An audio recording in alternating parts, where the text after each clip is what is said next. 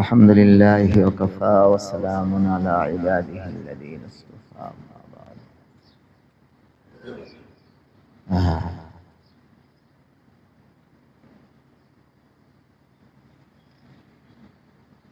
أعوذ بالله من الشيطان الرجيم. بسم الله الرحمن الرحيم. الله يجتبي إليه من يشاء ويهدي إليه من ينيب. صدق الله مولانا العظيم. প্রথমেই আল্লাহ রাব্বুল আলামিনের শুকরিয়া আদায় করতেছি।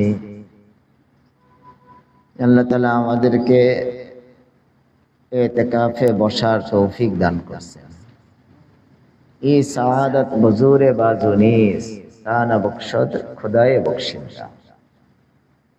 এই যে আমরা এখানে বসছি, ইতিকাফে বসছি, আল্লাহর ঘরে বসছি, আল্লাহকে ডাকতেছি, নামাজ পড়তেছি, তেলাওয়াত করতেছি, মাসলা মাসাইল আলোচনা করতেছি। এগুলি কোনোটাই আমাদের শরীরের জোর, মেধার জোরে এগুলি অর্জন হইতেছে। আল্লাহর খাস বান্দারা বলেন, কোরআন ও হাদিসের আলোকে বলেন, ই সাআদাত বজুরে বাজুনিস। দিনের কাজ যে আমরা করি এটা শরীরের জোর, মেধার জোর দিয়া হয় না। মেধার জোরে দিনের কাজ হলে সব মেধাবীরা দিনদার হয়ে যাবে। শরীরের জোরে, বাজুর জোরে, শক্তির জোরে যদি দিনের কাজ হইতো তাহলে সব শক্তিশালীরা আল্লাহকে চিনে ফেলতো, সব শক্তিশালীরা দিনদার হয়ে যেত। এরকম জনবলের জোরে দিনের কাজ হয় না। জনবলের জোরে যদি দিনের কাজ হতো তাহলে যাদের জনবল বেশি, যাদের ডাকে লাখ লাখ মানুষ রাস্তায় নেমে আসে, যারা বিপুল ভোটে পাশ করে ফেলে, তারাই তো আল্লাহওয়ালা হয়ে যেত। কিন্তু চিত্র একেবারে ভিন্ন ধরনের।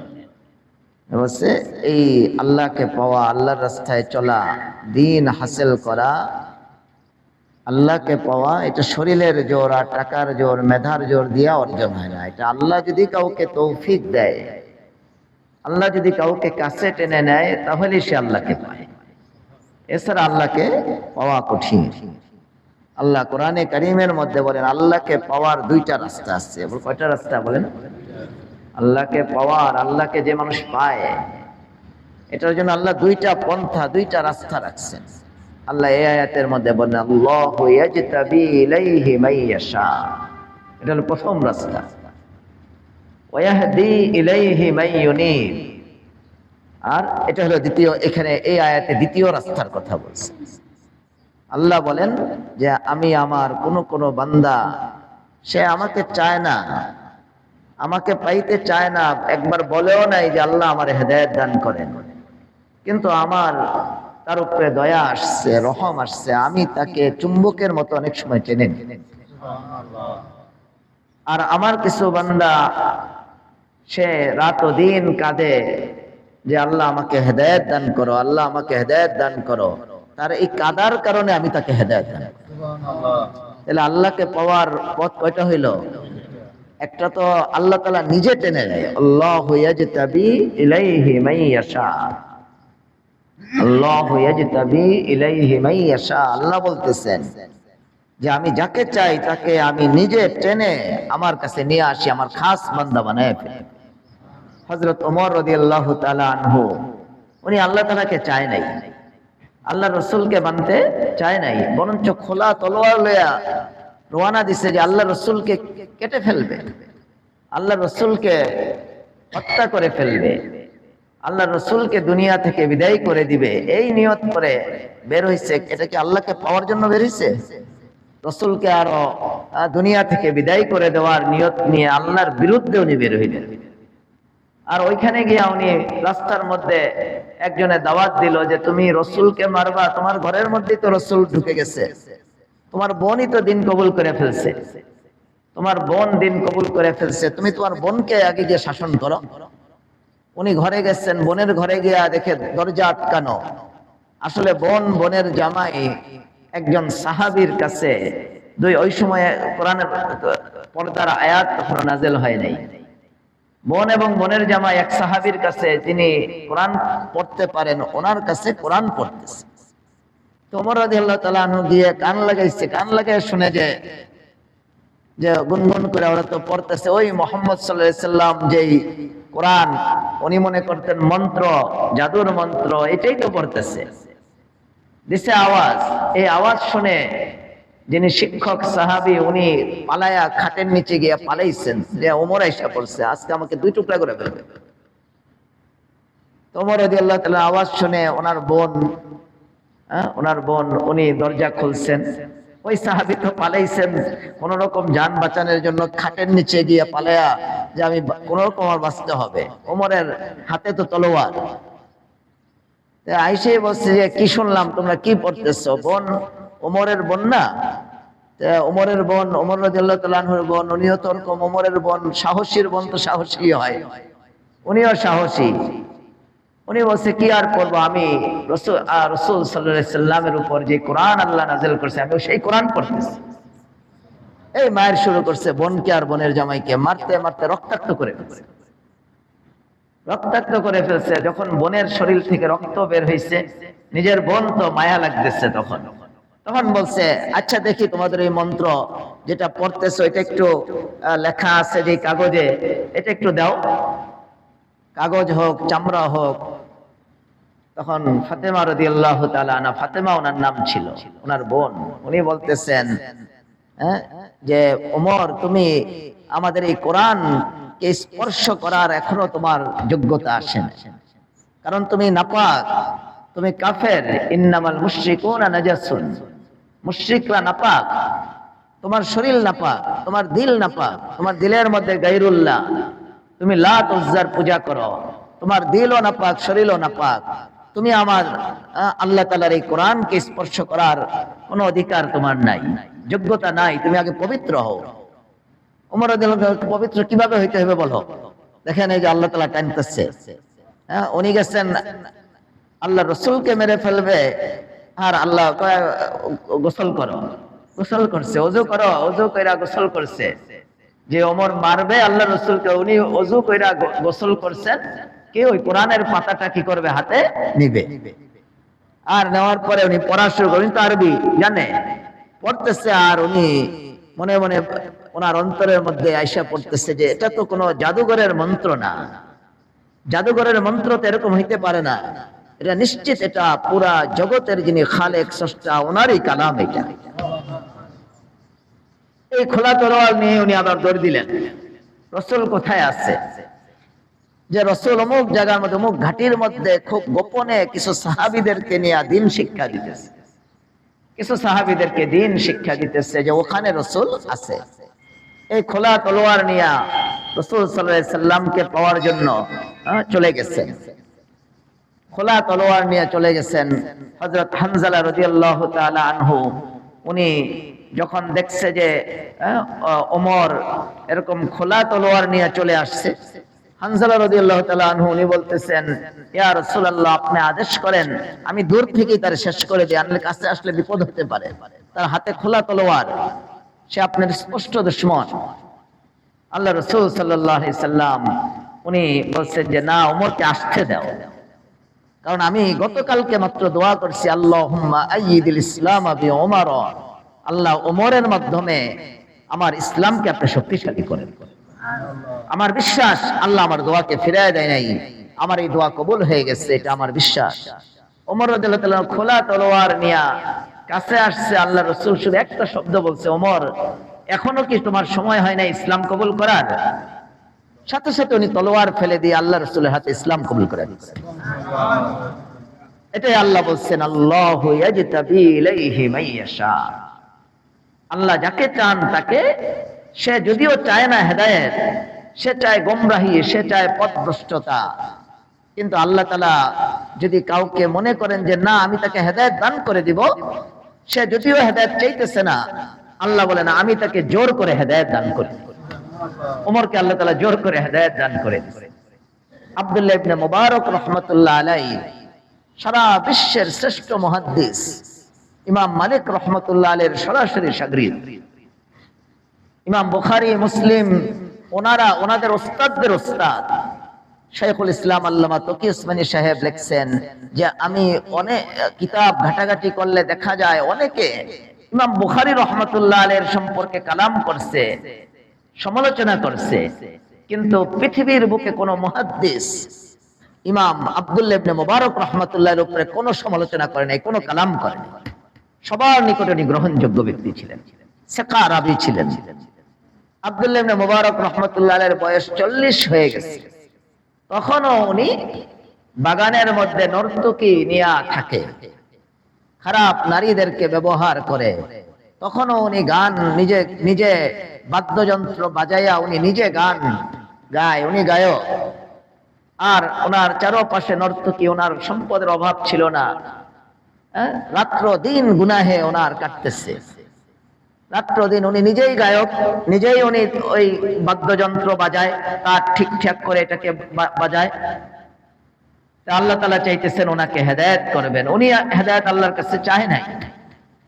কোনো কারণে হয়তো ওই যে আমরা অনেক সময় মার খেদমত করি, অনেক সময় বাবার খেদমত করি, অনেক সময় একটা বৃদ্ধ লোকের, একটা ফকির, একজন অন্ধ ব্যক্তি রাস্তা পার হইবে, আমরা পার করে দিছি, এটা একটা একরাম, একটা যে এটা তো খ্রিস্টানও করে। কিন্তু আল্লাহ তাআলার কাছে তো এই আমলগুলির অনেক দাম, আল্লাহ তাআলা এগুলিকে অনেক পছন্দ করে। আল্লাহ তাআলা ওই যে সে হেদায়েত যদিও চায় না, ওই যে একজন অন্ধকে রাস্তা পার করে দিছে, এই জন্য আল্লাহ তাআলা তাকে হেদায়েত দান করে দেয়। আব্দুল্লাহ ইবনে মুবারক রাহমাতুল্লাহ আলাইহি উনি মদ পান করতেন, শরাব পান করছেন। উনি ওনার বাদ্যযন্ত্রটা উনি বাজাইছেন, বাজাইয়া গান গাইছেন, নর্তকীরা নাচছে, এদিক দিয়া মদের আসর চলতেছে। এক সময় হঠাৎ ওনার বাদ্যযন্ত্রটা বাজতেছে। শাইখুল ইসলাম আল্লামা তকি উসমানী সাহেব লেখেন যে উনি এই বাদ্যযন্ত্রের তার ভিতরের মেশিন টেশিন বারবার কয়েকবার ঠিক করছে, যতবার ঠিক করে কিন্তু বাদ্যযন্ত্র বাজে না, যতবার ঠিক করে বাজে না। উনি থাপ্পড় মারছে এক জোরে, বাদ্যযন্ত্রের মধ্যে এক থাপ্পড় মারছে, যে কি হইলো তোর, এতবার ঠিক করতেছি, কোন শব্দ দেখি ঠিক, বাদ্যযন্ত্র বাজে না কেন? জোরে এক মারছে থাপ্পড় বাদ্যযন্ত্রের মধ্যে। আমি দেখি আমার ছোট বাচ্চা, ও ওই যে ব্যথা পাইছে খাটে উঠতে গিয়া, ওরা আমার একটা আব্বু এটার মাইর দাও, মাইর দাও। আমি কি একটা মাইর দিলে ও খুশি হয়, একটা মাইর দিলে খুশি হয়। তাহলে আব্দুল্লাহ ইবনে মুবারক রাহমাতুল্লাহ আলাইহি উনিও ওই বাদ্যযন্ত্রকে এক পিটা দিছে, যে এরকম আঘাত করছে যে তুই বাজস না কেন। আসলে তো আদেশ চলতেছে আরশে আজিমের উপর থেকে, আল্লাহ না করলে এই বাদ্যযন্ত্র বাজার কোনো ক্ষমতা আছে? বাদ্যযন্ত্র বাজে না। এই পিটাই দিয়ে আবার ঠিকঠাক করে আবার উনি বাদ্যযন্ত্র বাজানোর যে চেষ্টা করছে, বাদ্যযন্ত্র থেকে মিউজিক, এই শব্দ যেটা মিউজিক যেটা বের হওয়ার কথা, এইটা বের না হইয়া কোরআনের এক আয়াত বের হয়ে আসছে, আলাম ইয়ানিল লাযীনা আমানু আন তাখশা কুলুবুহুম লিযিকরিল্লাহ। কোরআনের এই আয়াত, যে হে আল্লাহর কোরআনের আয়াত, অর্থ হলো হে আল্লাহর বান্দা, হে আমার বান্দা, তোমার কি এখনো সময় হয় নাই যে তুমি আমার ভয়ে তুমি আমার দিকে ফিরে আসবা? কোরআনের এই আয়াতটা ওনার মনে করেন গিটার বা হারমোনিয়াম, বর্তমানে যে বাদ্যযন্ত্র, এরকম একটা বাদ্যযন্ত্র থেকে তো প্যাপ ও শব্দ বের হওয়ার কথা ছিল। যন্ত্রের আওয়াজ যেরকম হওয়ার ওরকম মিউজিক বের হওয়ার কথা ছিল, সেটা না বের হইয়া বের হইল কি, আলাম ইয়ানিল লাযীনা আমানু আন তাখশা কুলুবুহুম লিযিকরিল্লাহ, যে এখন কি তোমার সময় হয় নাই যে তোমার অন্তর আমাকে ভয় করবে, আমাকে স্মরণ করবে? এই আয়াত যখন কোরআনের বের হয়েছে, উনি এই গিটার, এই বাদ্যযন্ত্র উনি ফেলে দিচ্ছেন। চিন্তা করছেন, নিশ্চিত আমি সারাটা জীবন জুলুম করছি নিজের উপর, আমি গুনাহে লিপ্ত, বিভিন্ন খারাপ কাজে আমি লিপ্ত। আজকে এই গিটার থেকে, এরকম বাদ্যযন্ত্র থেকে কোরআনের আয়াত বের হয়েছে, আল্লাহ তাআলা আমার হেদায়েত চাইতেছে। এই উনিটা ফেলে দিয়া ওই যুগের সবচেয়ে বড় ইমাম, সবচেয়ে বড় বুজুর্গ, সবচেয়ে বড় আলেমে দ্বীন ইমাম আবু হানিফা রাহমাতুল্লাহ আলাইহির কাছে চলে গেছেন ইলম শিক্ষার জন্য। 40 বছর বয়সে গেছে উনি ইলম শিক্ষার জন্য। বলেন, উনি গান বাজাইতে চাইতেছে, উনি বাদ্যযন্ত্র ব্যবহার করতেছে, এদিক দিয়া মদ পান করতেছে, ওদিক দিয়া নর্তকী নাচতেছে। আর এই সময় কোরআনের আয়াত এই বাদ্যযন্ত্র থেকে বের হইল, বলেন আল্লাহ তাআলা কি চাইছেন? ওনাকে নিজের কাছে টেনে নিতে চাইছেন। উনি কিন্তু হেদায়েত চায় নাই, আল্লাহ তাআলা ওনাকে, আল্লাহ কোরআনে বলেন আল্লাহু ইয়াজতাবি ইলাইহি মাইয়াশা। আল্লাহ যাকে চান, আল্লাহ বলে আমি যাকে চাই সে যত বড় আমার দুশ্মনী হোক আমি তাকে আমার দিকে টেনে এনে আমি হেদায়েত অনেক সময় দান করে দিই। যেমন ওমর রাদিয়াল্লাহু তাআলা আনহু আল্লাহ দান করছেন। এটা হলো হেদায়েতের একটা রাস্তা, আল্লাহু ইয়াজতাবি ইলাইহি মাইয়াশা। আমাদের মধ্যে দেখা যায় এরকম, আমাদের অনেক ভাইয়েরা আলহামদুলিল্লাহ আসে, এদিকে আসে মাদ্রাসায় বা তবলিগে একটা জামাত, আমাদের পুরা নরসিংদীর সবচেয়ে বড় আলেম দ্বীন, নাম বললে যে সবাই চিনবেন, সবার মুরব্বী। উনি মুক্তিযোদ্ধা, ওনার হাতে অস্ত্র, ঢাকা কলেজের ছাত্র ছিল, ছাত্র লীগ করত, আর উনি মুক্তিযোদ্ধা, হাতে অস্ত্র। শুনছে যে একটা জামাত আসছে, এই জামাতের কথা শুনা উনি এই জামাত আসছে তবলিগের জামাত, তারা তো পাকিস্তান পন্থী মনে হয়, গিয়া বসবো, যদি দেখি দলবল নিয়ে গেছে, যদি দেখি যে পাকিস্তানের পক্ষে কথা বলতে চলে, সবগুলি আজকে মেরে ফেলবে। অস্ত্রটা নিয়ে গিয়ে জামাতের সাথে বসছে, কি করবে? জামাতের লোকগুলি যদি পাকিস্তান পন্থী হয় এদেরকে মেরে ফেলবে, মেরে ফেলার জন্য গেছে। আমাদের এখনো বহাল, যিনি আমাদের পুরা নরসিংদীর মুরব্বী, সবাই চিনবেন, উনি অস্ত্র নিয়ে গেছে ওই জামাতরে মেরে ফেলতে।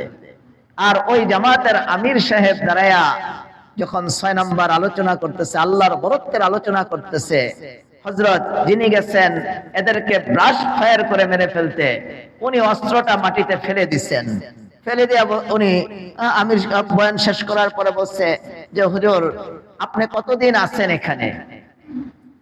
আমি আছি কিছুদিন। তুমি কয়দিন সময় দিতে পারবা? আপনি যতদিন বেঁচে আছেন আমি ততদিন আপনার সাথে আমি থাকবো,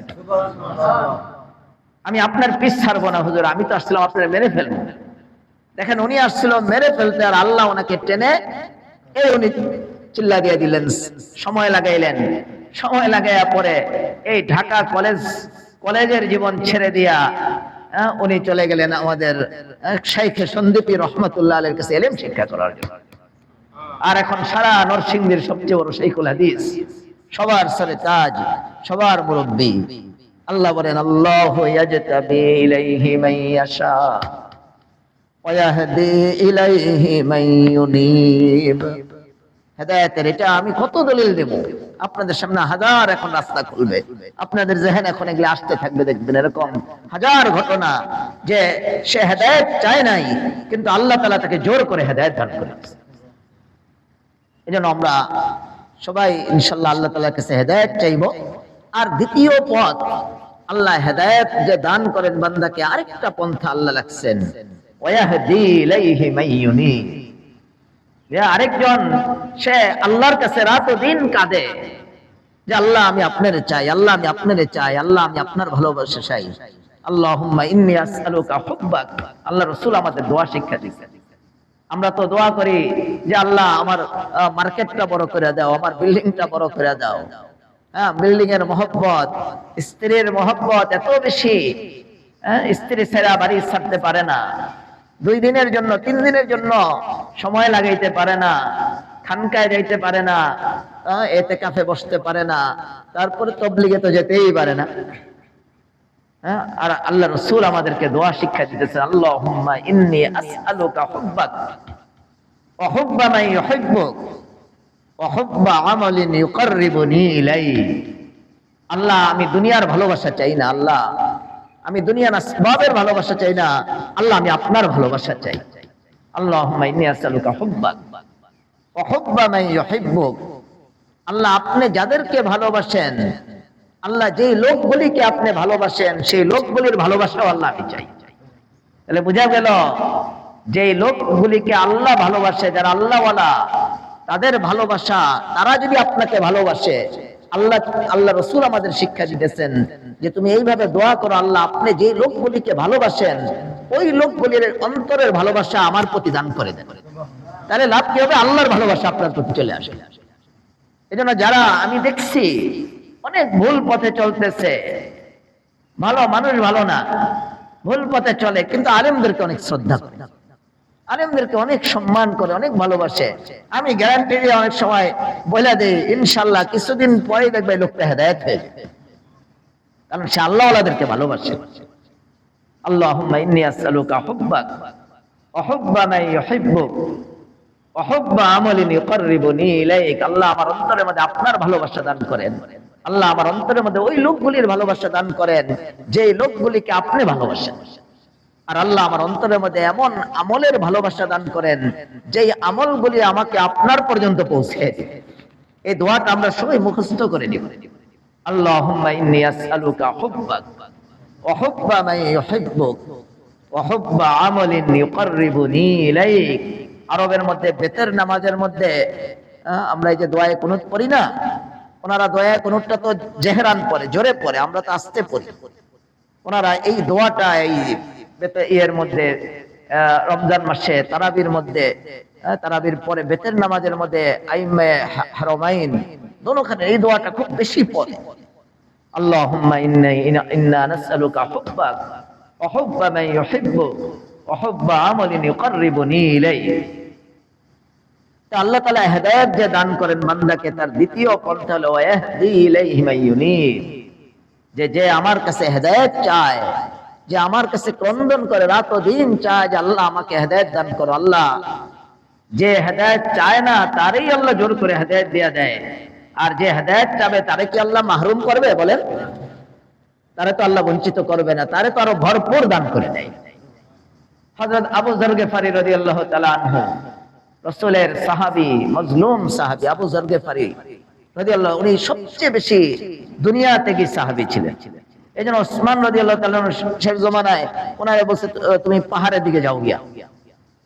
উনি সাহাবীদেরকে দেখতেন যে ওই যে সাহাবীরা একটু ব্যবসা বাণিজ্যে ব্যস্ত হয়ে গেছে, উনি গিয়া মাঝে মধ্যে আঘাত করে ফেলতেন, বকা দিয়ে দিতেন, পিটাও অনেক দিয়ে দিতেন যে তোমরা আল্লাহকে বাদ দিয়া কি শুরু করছো, ব্যবসা শুরু করছো, দুনিয়া শুরু করছে। পরে ওসমান রাদিয়াল্লাহু তাআলা বলছে যে তুমি একটু বাহিরে থাকো। উনি পরে শেষ জীবনটা একেবারে আলোক ভাবে একেবারে বসতি থেকে একটু দূরে উনি জীবন কাটায় গেছে। আবু যর গিফারী রাদিয়াল্লাহু তাআলা আনহু শুনছে যে আল্লাহর রাসূল, উনি তো আগেই শুনছেন যে একজন রাসূল আসবেন। এটা আহলে কিতাবরা বলতো, ইহুদিরা বলতো, নাসারারা বলতো একজন নবী আসবেন শেষ জমানার। উনিও এটার অপেক্ষায় ছিলেন। হঠাৎ শুনছেন মক্কায় নবী প্রকাশ পেয়েছে, একজন নবী, একজন লোক নবুয়ত দাবি করছেন। উনি ওনার ভাইকে পাঠাইছেন। পরে ওনার ভাই এসে যে তথ্য দিচ্ছে ওনার হয় নাই, ইতমিনান হয় নাই, উনি আবার নিজেই সফর করছে, আল্লাহর দিকে সফর করছে আল্লাহকে পাওয়ার জন্য। উনি কিন্তু রাসূলকে মারার জন্য যায় নাই, কার জন্য গেছে? আল্লাহকে পাওয়ার জন্য।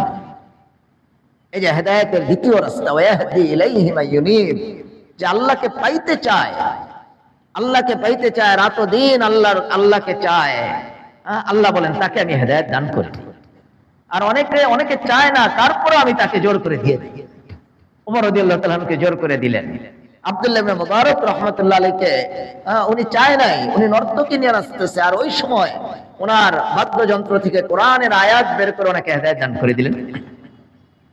আর আবু যর গিফারী রাদিয়াল্লাহু তাআলা আনহু, উনি শুনছেন নবী বের হইছেন, নবী আসছেন, উনি চলে গেলেন মক্কায়। এই সফর করে গিফার গোত্র থেকে সফর করে কষ্ট করে গেছেন কোথায়? মক্কায়। মক্কায় যাওয়ার পরে তো ঘটনা কঠিন ওনার, বুখারী শরীফের বর্ণনা। উনি খালি একজন কাফেরকে জিজ্ঞাসা করছে যে রাসূল একজন যে দাবি করতেছে, নবী দাবি করতেছে মুহাম্মদ সাল্লাল্লাহু আলাইহি সাল্লাম, উনি কোথায়? তুমি কি ওনার চিনো কিনা? এই কাফের বুঝতে পারছে এই লোকটা তো মুসলমান হয়ে যাব। সে চিৎকার দিছে, এই আরেকজন দেখো, মুসলমান হওয়ার জন্য, আমাদের দিন, আমাদের এই মূর্তি পূজা বন্ধ করার জন্য মুহাম্মদ সাল্লাল্লাহু আলাইহি সাল্লামের সাথে আরেকজন শরীক হইতে দেখো চলে আসছে। বলার সাথে সাথে কাফেররা ঝাঁপায়া পড়ছে, গরুর হাড্ডি দিয়া এরকম ভাবে পাথর দিয়া ওনাকে আঘাত করতে করতে মাথা থেকে পা পর্যন্ত রক্তাক্ত করে দিয়েছে। উনি বেহুশ হয়ে পড়ে গেছে। ওরা মনে করছে মারা মনে হয়ে গেছে, ছেড়ে ছেড়ে। কিছুক্ষণ পর ওনার যখন হুশ আসছে, উনি কি করবেন বুঝতে না পেরে উনি জমজম কুয়ার পাশে গেছেন। জমজমের পারে গিয়া পানি উঠাইয়া নিজের শরীরের রক্তগুলিকে পরিষ্কার, বুখারী শরীফের বর্ণনা, রক্তগুলিকে পরিষ্কার কইরা এই পানি পান করছেন, একটু শান্ত ভাবে দূরে সাইডে ফাইডে সময় কাটাইতেছেন যে আবার কোন সময় আঘাত হয়, আর অপেক্ষায় আছে, আর কাউরে ডরে কাউকে জিজ্ঞেসই করে নাই যে নবী কোথায়। এই না জিজ্ঞাসা করে শুধু রসুলের অপেক্ষায় মক্কার মধ্যে, হাদিসের মধ্যে আসে 30 দিন ওনার কেটে গেছে, 1 মাস কেটে গেছে। আল্লাহ রসুলও তখন তো নিরাপত্তা অভাব ছিল, আল্লাহ রসুলও সব খোলামেলা বের হইতে পারতেন না। হঠাৎ একদিন উনি দেখতেছেন যে একজন লোক আসতেছে পাশে, ওনার ডান পাশে প্রায় ওনার বয়সী আরেকজন যুবক ওনার সাথে আসতেছে। হাঁটার চলার গতি দেখেই উনি ওনার দিল বলছে যে ইনি মুহাম্মদ রাসূলুল্লাহ। আল্লাহ ওয়ালাদের হাঁটা দেখলেই তো চিনা যায়, আল্লাহর খাস বান্দাদের চলা দেখলেই চিনা যায়। আর কে আলতু ফালতু লোক, এটা দেখলেও তো কি যায়, চিনা যায়, চলার গতি দেখলেই চিনা যায়, হাঁটা দেখলেই চিনা যায়। উনি দৌড়ে গেছেন, গিয়া দৌড়ে যখন আল্লাহ রসুলের কাছে আবু বকর রাদিয়াল্লাহু তাআলা বাধা দিচ্ছেন, কারণ ওই সময় আল্লাহ রসুলের উপরে আঘাতের ভয় ছিল। চিন্তা করছেন এটা কি চিনি না, বিদেশি লোক, বাধা দিচ্ছে যে তুমি সরো, দূরে সরো।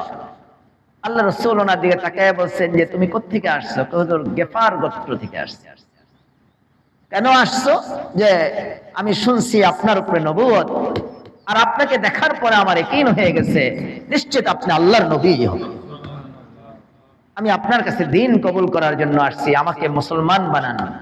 দেখেন উনি মুসলমান হওয়ার জন্য, আল্লাহকে পাওয়ার জন্য সফর করছে, মায়ের খাইতেছে, আল্লাহ তাআলা ওনাকে হেদায়েত দান করছে।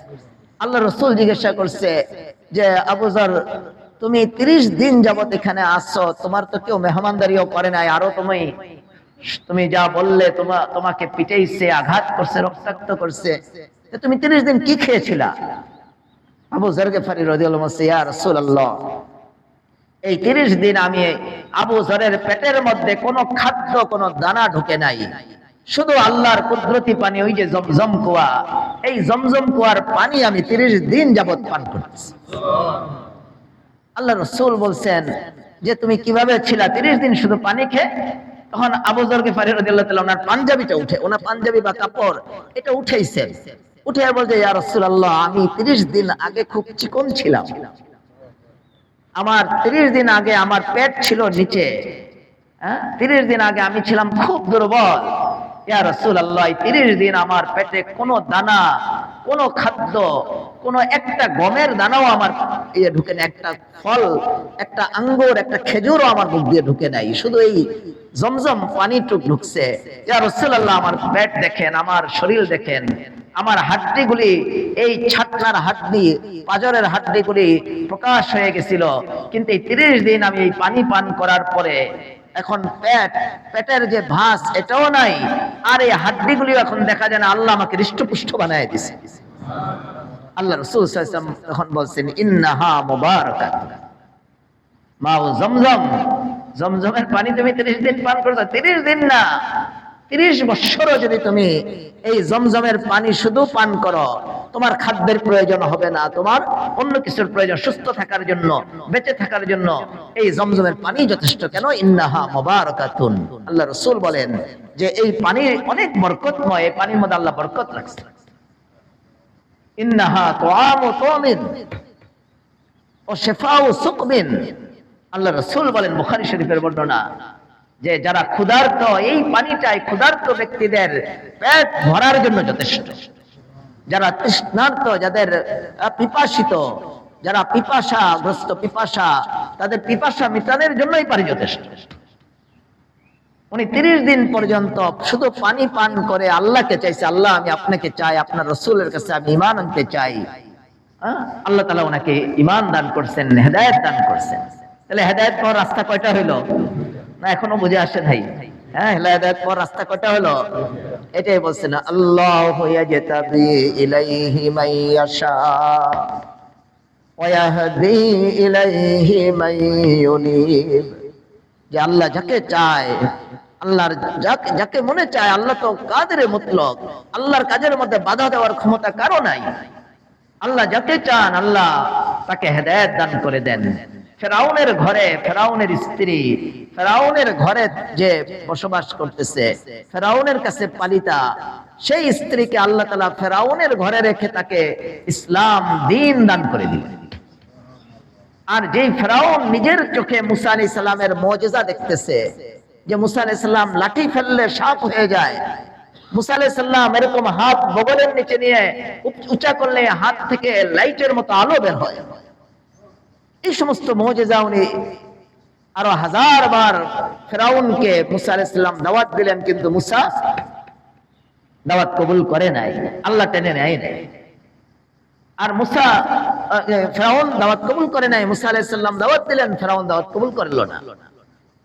আর ওনার স্ত্রী আসিয়া রাদিয়াল্লাহু তাআলা আনহা, ওনাকে তো এত দাওয়াত আর দেয় নাই, এত মুজিজাও দেখে নাই, কিন্তু এই নারী ঘরে থেকে হেদায়েত কবুল করে ফেলেন, আল্লাহ ওনাকে টেনে নিলেন। কেমন ভাবে টেনে নিছেন, যে ফেরাউন যখন জানতে পারছে যে তার স্ত্রী দিন কবুল করে ফেলছে, মুসা আলাইহিস সালামের হাতে ইসলাম কবুল করছে, আল্লাহকে মানতেছে, ফেরাউনকে খোদা মানে না, আল্লাহ মানে না, টেনে নিছে, ভয় দেখাইতেছে, তলোয়ার উঠাইছে, ছুরি উঠাইছে, বেত্রাঘাত করতেছে, তাড়াতাড়ি আমাকে খোদা মানো, তাড়াতাড়ি আমাকে খোদা মানো, আমি রব, মুসার রব আবার কে, পৃথিবীর খোদা আবার কে, আমি তো আমাকে ছাড়া কোনো খোদা, কোরআনের মধ্যে আসছে, আমি তো আমাকে ছাড়া কোনো খোদা দেখি না।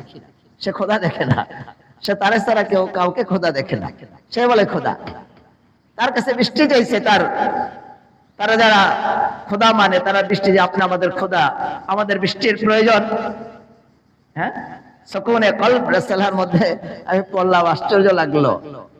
সে নিজের খোদা মানে, যে আমি তো আমাকে ছাড়া কাউকে খোদা দেখি না, তুমি আবার কোন খোদা মানো, কারে তুমি আল্লাহ মানো, আমি তোমার আল্লাহ। তাকে যারা আল্লাহ মেনে নিছে তারা আসছে যে খোদা আপনি বৃষ্টি দেন, আঙ্গ তো বৃষ্টির প্রয়োজন। এখানে সুকুনে কলবের মধ্যে তারিখের কিতাবে লেখছে যে ফেরাউন বলে দিত একিনের সাথে, যাও কালকে বৃষ্টি হবে, আবার দেখো বৃষ্টি হয়ে যেত। এটার কারণে এখানে লেখছে যে ফেরাউন নির্জনে চলে যেত, জঙ্গলে চলে যেত। যখন তারা যারা খোদা মানতো, জঙ্গলে সে তারা কিছু দাবি করতো, বৃষ্টি দাবি করছে, কারণ বৃষ্টি দেওয়ার ক্ষমতা তো আর ফেরাউনের নাই, সে জঙ্গলে চলে যেত, জঙ্গলে গিয়ে সে সেজদায় পড়তো আর বলতো, আল্লাহ আল্লাহ আপনি তো সব জানেন, আল্লাহ আপনি তো সব জানেন, আপনিই তো আল্লাহ, আপনিই তো খোদা, আমি তো আল্লাহ বেহুদা, আমি তো আল্লাহ বেহুদা, আমি তো কিচ্ছু না, আমি তো হুদা, আমি তো খালি, আমি তো বেহুদা, আমি তো একটা দাবি করছি আল্লাহ, আমার দাবিটা আল্লাহ কয়েকদিনের জন্যই তো, আর আপনার খোদাই তো চিরজীবনের জন্য, আল্লাহ আপনি আমার বেইজ্জত করেন না, আল্লাহ আমি কয়েকদিনের জন্য দাবি করছি, খোদাই বৃষ্টিটা দিয়া দেন। আল্লাহ তো আরহামুর রাহিমিন। ফেরাউনকে আল্লাহ তাআলা, ফেরাউন যেই যে সিজদা দিয়ে আল্লাহর কাছে বৃষ্টি চাইছে, মুআররিখিনগণ লেখছেন আল্লাহ বৃষ্টি দান করে দিতে। তাহলে ফেরাউনকে আল্লাহ টেনে নেয় নাই, আসিয়া রাদিয়াল্লাহু তাআলা কে টেনে নিলেন, আসিয়া রাদিয়াল্লাহু তাআলা শাস্তি দিতেছেন। আসিয়া রাদিয়াল্লাহু তাআলা আনহু কোনোভাবেই ঈমান ছাড়ে না, ইসলাম ছাড়ে না, আল্লাহকে অমান্য করে না, ফেরাউনকে খোদা মানে না, মাঠের মধ্যে নিয়ে উলঙ্গ করে শোয়ায় ফেলেছে। বাদশার স্ত্রী জীবনে কষ্ট কি দেখে নাই, কষ্ট অনুভব করে নাই, আর মাঠের মধ্যে নিয়ে উলঙ্গ করে শোয়ায় ফেলছে, দুই হাতের মধ্যে পেরাক মারছে, এভাবে হাত দিয়ে পেরাক মারছে যাতে লড়াচড়া করতে না পারে। আর জল্লাদকে বসে জীবিত অবস্থায় তার শরীরের চামড়াগুলিকে খুর দিয়ে এভাবে এগুলিকে ছিঁড়ে ফেলো, এগুলিকে এই করো, এইভাবে ওনাকে কষ্ট দিতেছেন। আর ওই সময় ফেরাউন ওই সময়ও তাকে ওনাকে দাওয়াত দিতেছে যে তোমার এখনো সময় আছে, এখনো সময় আছে, আমাকে খোদা মেনে নাও, বেঁচে যাইবা, মুসার খোদাকে ছেড়ে দাও। আসিয়া রাদিয়াল্লাহু তাআলা আনহা উনি জবাবে বলছেন যে ফেরাউন তুমি একবার না 1000 বার আমাকে তুমি এইভাবে হত্যা করতে পারো, আমি আমার আল্লাহ রাব্বুল আলামিনকে আমি ছাড়ব। ফেরাউন বুকের মধ্যে বসে গেছে, কাছে বসে গেছে, ধারালো ছুরি নিয়ে বসে গেছে যে আসিয়া রাদিয়াল্লাহু তাআলা আনহার গলাটা কেটে ফেলবে। ওই সময় আসিয়া রাদিয়াল্লাহু তাআলা আনহা আসমানের দিকে তাকাইয়া বলেন, হাসার কথা না কান্নার কথা? জব করার সময় কি হাসার কথা না কাদার কথা? আসিয়া রাদিয়াল্লাহু তাআলা আনহা আনন্দে হাসতেছিলেন। আসিয়া রাদিয়াল্লাহু তাআলা হাসতেছিলেন। আসলে ওই সময় উনি একটা দোয়া করছিলেন। আল্লাহ কোরআনে কারীমের মধ্যে এই দোয়াটা বলছেন, রব্বি বিনিলি ইনদাকা বাইতান ফিল জান্নাহ ওয়া নাজ্জিনি মিন ফিরআউনা ওয়া আমালিহি ওয়া নাজ্জিনি মিনাল কওমিজ জালিমিন। উনি আসমানের দিকে তাকাইয়া এই দোয়াটা করছেন, আল্লাহ আজকে আপনাকে মানার কারণে এই জালেম ফিরআউন আমার জীবনকে শেষ করে দিতেছে, আমাকে জবে করে ফেলতেছে, জীবিত অবস্থায় আমার চামড়াগুলি খুলে ফেলতেছে। আল্লাহ এগুলি কিন্তু সব আপনার জন্য। আল্লাহ আমি আপনার কাছে কিচ্ছু চাই না। আল্লাহ আমি মৃত্যুর পরে আমাকে যে একটা জান্নাত দিবেন, ওই জান্নাতের মধ্যে আমি আপনার কাছে নিকটে একটা প্রাসাদ চাই, একটা বাড়ি চাই, যেই বাড়িতে যেই প্রাসাদে থেকে আমি আপনাকে দেখতে পাই। উনি এই দোয়া করতেছিলেন। আর এই দোয়া যখন উনি করছেন তখন আল্লাহ তাআলার রহমতের মধ্যে জোশ চলে আসছে। মুফাসসিরিন ইকরাম লেখেন, সাতও আসমানের পর্দা আল্লাহ তাআলা ওনার উপর থেকে, সাতও আসমানের পর্দা আল্লাহ সরায় দিয়েছিলেন। উনি সরাসরি ওই প্রাসাদটা আল্লাহ দেখায় দিছে। আল্লাহ তাআলা জান্নাতের মধ্যে এই ফিরআউনের এই জুলুম অত্যাচার সহ্য করলেন, দিনকে যিনি কবুল করে নিছেন, এই কারণে আল্লাহ এই দোয়াটা যে কবুল করছে, আর ওরকম একটা প্রাসাদ ওনাকে আল্লাহ দিয়ে দিয়েছেন, ওনার জন্য বানায় নিছেন, যে প্রাসাদে থেকে উনি সবসময় কাকে দেখতে পাইবে? আল্লাহকে দেখতে পাইবে। ওই প্রাসাদটা আসিয়া রাদিয়াল্লাহু তাআলা আনহাকে আল্লাহ তাআলা দেখায় দিয়েছেন। আর ওই প্রাসাদটা দেখে আসিয়া রাদিয়াল্লাহু তাআলা আনহা উনি হাসতেছিলেন। এই হাসা অবস্থায় প্রাসাদ দেখতেছেন, আল্লাহকে যে প্রাসাদে বসে বসে দেখবেন, এই হাসা অবস্থায় ফিরআউন ওনাকে জব করে দিছে, ওনার জান চলে গেছে উনি বলতেও পারেন। এজন্য আমরা হেদায়েতের দুই রাস্তা, এই দুই রাস্তার কোন এক রাস্তায় আমাদের হেদায়েত পাইতেই হবে। হয়তো আল্লাহ তাআলা কাউকে জোরে টেনে এখানে আমাদেরকে আল্লাহর রাস্তায় নিয়ে আসে পড়ে, অনেককে আল্লাহ তাআলা জোরে নিয়ে আসে। আমার কাছে আসছে যে হুজুর কথাবার্তা বলছে অন্য লাইনের কথাবার্তা, কিন্তু কিছুক্ষণ বসা টসার পরে কিছু দিনই কথা আলোচনা করছি, কিছু দিন বোঝানোর পরে আলহামদুলিল্লাহ খুব খুব তাড়াতাড়ি পরিবর্তন, খুব তাড়াতাড়ি যে ব্যাংকের যে একটা লেনদেন সুদ খাইতো, সেই সুদ খাওয়াটা কিছুদিন পরে ছেড়ে আমার কাছে এসে বলছে, হুজুর আসছিলাম, আপনি কিছু কথা বলছেন, আমার ভালো লাগছে, আল্লাহর ভয় আসছে, হুজুর আমি ওই সুদ, একটা বড় অঙ্কের সুদ আমার আসতো, আমি এটা ছেড়ে দিছি আল্লাহর ভয়। ওয়াহদি ইলাইহি আল্লাহু ইয়াজতাবি ইলাইহি মান ইয়াশা। আল্লাহ কাউকে টেনে নিয়ে আসে, আর কেউ কাউকে টেনে আনে নাই, সে নিজেই আল্লাহরে চায়। আল্লাহ তখন তাকে আল্লাহর সন্তুষ্টি দান করেন, হেদায়েত দান করেন। এজন্য আমাদের এই হেদায়েত পাওয়ার দুই রাস্তার একটা তো পাইতে হবেই। যদি দুটোটা থেকে মাহরুম হই, আল্লাহ আমাদেরকে টেনে আনে নাই, আমরা তো কথার কথা কাউরে টানতেছে না, ভিতরে গুনাহের জজবা বেশি, গুনাহের আকর্ষণ বেশি, চোখের গুনাহ করতে মন চায়, বিভিন্ন গুনাহ করতে মন চায়, গুনাহ ছাড়তে মন চাই না। তাহলে বুঝা গেল আল্লাহ এখন আমরা টানতেছে না। টানলে তো আমি আল্লাহওয়ালাদের কাছে গিয়ে তওবা করে হেদায়েত হয়ে যেতাম। আল্লাহ আমার টানে নাই, তাহলে আমার কি করতে হবে? বসে থাকা লাগবে নাকি? আমার এখন বসে বসে আল্লাহর কাছে হেদায়েত চাইতে হবে, যে আল্লাহ আমাকে হেদায়েত দান করেন। আল্লাহ তাআলা, আল্লাহর এটা একটা সুন্নাতুল্লাহ, আল্লাহ মুজাহাদার পরে, মুসিবতের পরে, বালার পরে আতা দান করে। মুসিবত কিছু মুজাহাদা যখন বান্দা করে, তারপরে আল্লাহ তাআলা বড় নিয়ামত দান করেন। আমি একটু আগে পড়ে আসলাম, হযরত হাকিম আখতার সাহেব রাহমাতুল্লাহ আলাইহি মাওয়াইজে দরদ মুহাব্বতের মধ্যে লিখছেন, এক ব্যক্তি অত্যন্ত ঋণগ্রস্ত। আজকে সকালেও আমার কাছে এক যুবক আসছে, অনেক দিন ধরে আসতেছে, যে হুজুর খুব বিপদ, আমি চিনি তারা ভালো মানুষ, বিপদে পরে এমন ঋণগ্রস্ত হয়ে গেছে, এখন কেস কভারিতে পড়ে গেছে। আমারে বলতেছে যে হুজুর 15 দিনের মধ্যে এই 5 লক্ষ টাকা দিতে পারলে আমার ছোট ভাইটাকে, সেও আবার আলেম, ছুটায় নিয়ে আসতে পারবো। হুজুর আমি কারোর কাছে চাই টাকা পাইতেছি না, আপনি একটা আপনি কিছু ব্যবস্থা করে দেন। অনেক লোকের সাথে আমি তো ভাই আমার তো অভ্যাস খারাপ, আমি কেউ কাছে কিছু বলতে পারি না, টাকার কথা। কালকে মাত্র মার্কাজ থেকে মোবাইল করছে মাওলানা ইলিয়াস সাহেব যে হুজুর অমুক শিল্পপতি সাহেব উনি বলছে কয় লক্ষ টাকা যাকাতের দিবে। গত বছর তো 5 লক্ষ দিছে, আরো বেশি দিবে না আমি আমি জানি না। ওনারে কইেন ওনার যা মন চায় তা দিতে, ওনার যা মন চায় তা দিতে কইেন।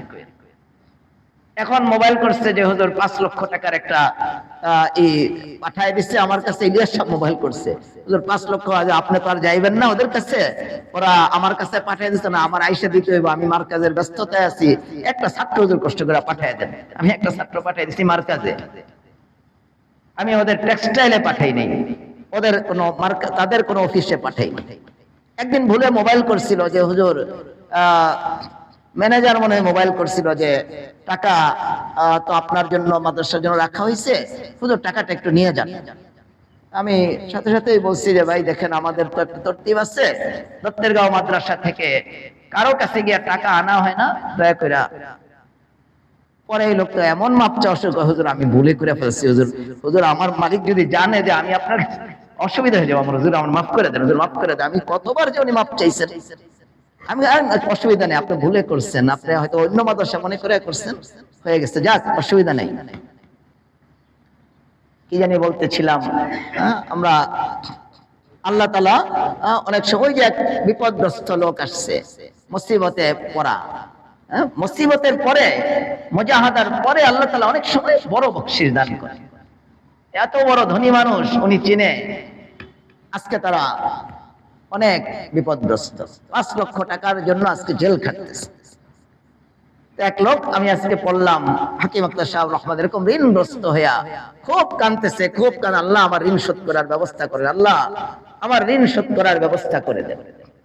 ঋণ শোধ হয় না, একজনের পরামর্শ দিছে প্রায় অনেক দূর, 500 কিলোমিটার দূর, 500 কিলোমিটার দূরে ওখানে একজন বড় সখী দানশীল ব্যক্তি আছে, এই ব্যক্তির কাছে যাও, এই ব্যক্তির কাছে গেলে তোমাকে ফিরাই দিবে না, তোমাকে তোমার ঋণ শোধ পরিমাণ টাকা দিয়ে দিবে। এই লোক ওই যুগের সফর, পায়ে হাইটা উঠে চইরা এই 400-500 কিলোমিটার দূরে ওই সখী দানশীল ব্যক্তির বাড়ির পর্যন্ত গেছে, গিয়া শুনে কান্নার আওয়াজ। কি হয়েছে? কোন আজকে মারা গেছে। উনি পাশের মসজিদে গিয়ে আরো কান্না শুরু করলেন যে আল্লাহ এখন আমার কি উপায় হবে, বাড়িতে গেলে এখন তো বেইজ্জত হলো, এলাকায় আমাকে ধৈরা বাইন্দা নিয়ে যাবে, আমি করবোটা কি? এত 500-600 কিলোমিটার দূরে আসলাম কষ্ট করে, এই লোকটার কাছে আসলে কিছু টাকা পাওয়া যাবে, আমার ঋণ শোধ করার একটা আশা ছিল, এই লোকটাও মারা গেল, আল্লাহ আমার তো কোনো সহায় নাই। আল্লাহ কোরআনে কারিমের মধ্যে বলেন আম্মা ইউজিবুল মুত্তাররা ইযা দাআহু ইয়াকশিফুস। আল্লাহ আমাদের প্রশ্ন করছেন কোরআনে কারিমের মধ্যে, বান্দা যখন তোমরা নিরুপায় হয়ে যাও, কেউ তোমার সাহায্যে থাকে না, তুমি বলো তখন তোমাকে কে সাহায্য করে? আল্লাহ। এই ব্যক্তি এই কানতে কানতে, বাচ্চারা, আমিও আমার বাচ্চা করে দেখি, যখন জ্বালাতন করতেছে বেশি ঘুমায় না, তখন দুই একটা মুক্কা লাগাই দিলে, থাপ্পড় থুপ্পড় লাগাই দিলে কান্না শুরু করে, কানলেই একটু পরে দেখি যে ঘুম শুরু হয়, কান্নার আগে বাচ্চা ঘুমায় না। তো এই লোক এত কানছে, কান্নার পরে এখন তো ঘুমের বাহানায় ঘুম আসছে, শরীরে পানি বের হয়েছে, শরীর দুর্বল লাগতেছে, শুয়ে পড়ছে।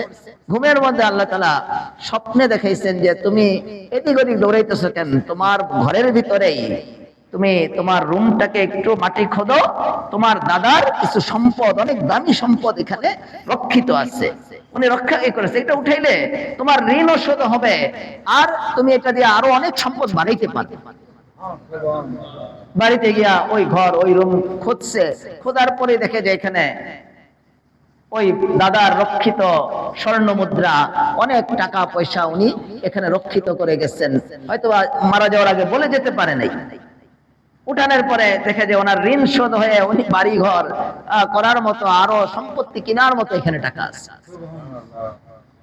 তো ওই স্বপ্নের মধ্যেই উনি একটা কথা আল্লাহ তাআলাকে জিজ্ঞাসা করেছিলেন যে আল্লাহ আপনি বলতেছেন আমার ঘরের মধ্যেই সম্পদ আছে, আল্লাহ তাহলে এই কষ্ট করে আমার এত 500 কিলোমিটার দূরে আল্লাহ সফর করাইলেন, আল্লাহ আগেই আপনি আমাকে একটু জানাই দিতেন, তাহলে তো আমি এই কষ্ট করে সফর করতাম না, এই লোকটারও পেলাম না, মারা গেছে।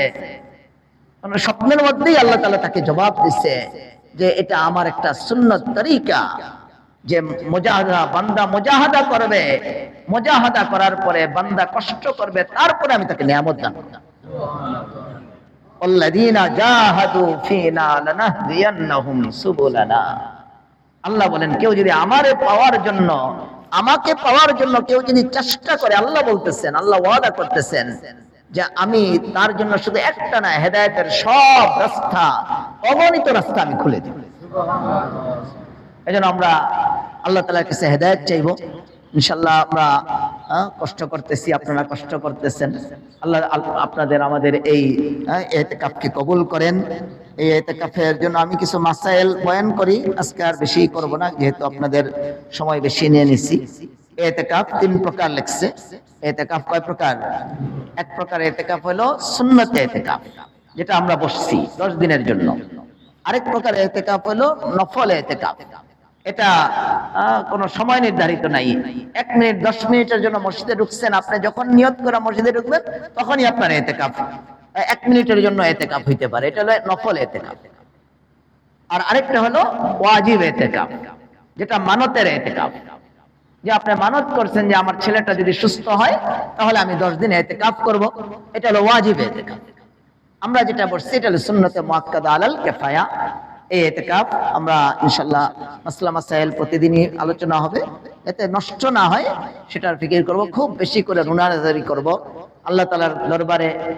হয়তো আল্লাহ তাআলা কাউকে ধরেই নিয়ে পড়ছে হেদায়েত দেওয়ার জন্য, আর কেউ আমরা আল্লাহর কাছে চাইতেছি হেদায়েত। ইনশাআল্লাহ দোনো জামাতরে আল্লাহ হেদায়েত দান করেন। যেন আমরা আল্লাহর কাছে খুব হেদায়েত চাইতে থাকবো, কান্নাকাটি করব। আসরের পরে কোরআন তেলাওয়াত হবে। অনেক ভাইয়েরা আমরা কোরআন পড়তে পারি না। কোরআন পড়া একটা সুন্নাহ, একটা আমল। কোরআন শোনা এটাও কিন্তু একটা আমল। আল্লাহ রাসূল সাহাবীদেরকে ডেকে, আব্দুল্লাহ ইবনে মাসউদ রাদিয়াল্লাহু তাআলা বর্ণনা করেন, আল্লাহ রাসূল আমাকে বলছে, হে আব্দুল্লাহ ইবনে মাসউদ তুমি কোরআন পড়ো। উনি শরমে বলছে, ইয়া রাসূল আমি আপনার সামনে কিভাবে কোরআন পড়বো, আপনি আমার উস্তাদ। কইছে না তুমি পড়ো, আমার শুনতে মন চায়। আব্দুল্লাহ ইবনে মাসউদ রাদিয়াল্লাহু বলেন যে আমি কোরআন পড়া শুরু করছি, আর আল্লাহ রাসূল অঝরে কান্না শুরু করছে, রন্দন শুরু করছে। তাহলে কোরআন শোনা এটাও একটা সুন্নাহ। আমাদের বড় হুজুর আছেন, পুরা নরসিংদীর সবচেয়ে পুরান হাফেজ হইব, আমার মনে হয় এর চেয়ে পুরাতন আর কোনো হাফেজ নাই। আলহামদুলিল্লাহ উনি থাকবেন। হাফেজ সাহেবরা প্রত্যেকের পড়াটা শোনাইবে, হয়তো আধা ঘন্টা সময় লাগতে পারে। আধা ঘন্টা আমরা কোরআন শরীফ আসরের পরে শুনে ফেলবো। প্রত্যেকটা হরফে 10 নেকি তো অন্য সময় আছেই, আর রমাদান মাসে হলো 70 গুণ বেশি। ইনশাআল্লাহ আল্লাহ এটা এই আমলটা আমরা করব। তারপরে জরুরত থাকলে জরুরত পুরা করে তাড়াতাড়ি মসজিদে ঢুকে ইফতারের আগ পর্যন্ত কেউ কারোর সাথে কথা না বলে, কথা বলা নিষেধ না, হারাম না, জরুরি কথা হলে বলবেন, অপ্রয়োজনীয় কথা না বলে মসজিদের এক এক জায়গায় এক একজন বসে খুব রুনাজারি কান্নাকাটি করে আল্লাহকে ডাকতে থাকবেন। আল্লাহ তাআলা মানুষের চোখের পানির খুব দাম দেয়। চোখের পানি হাদিসের মধ্যে আসছে, শয়তান বলছে যে আল্লাহ আপনার বান্দাদেরকে আমি ধ্বংস করে ছেড়েছি। আল্লাহ বলছেন তুমি এটাও তুমি জেনে রাখো, যদি আমার বান্দারা একবার শুধু আমাকে বলে আল্লাহ আমারে ক্ষমা করে দেন, আমি ভুল করছি, আমি তাদের কিন্তু মাফ করে দেব। আয়েশা রাদিয়াল্লাহু তাআলা আনহা বলছেন যে আল্লাহর রাসূল বলেন কোন বান্দা যদি তার গুনাহ হয়ে গেছে আর এই কারণে তার চোখ দিয়ে এক ফোঁটা পানি, মাছির একটা পরের মাছের মাথার সমান পরিমাণ একটু পানি বের হইয়া গাল বরাবর আসছে, এই গালের মধ্যে আসার আগে আল্লাহ তাআলা তার গুনাহ মাফ করে দেন। আমরা এই জন্য দোয়ায় থাকবো ইনশাআল্লাহ। আল্লাহ সবাইকে কবুল করেন। আল্লাহ সুবহানাকাল্লাহুম্মা ওয়া বিহামদিকা আশহাদু আল্লা ইলাহা ইল্লা আনতা আস্তাগফিরুকা ওয়া আতুবু ইলাইক।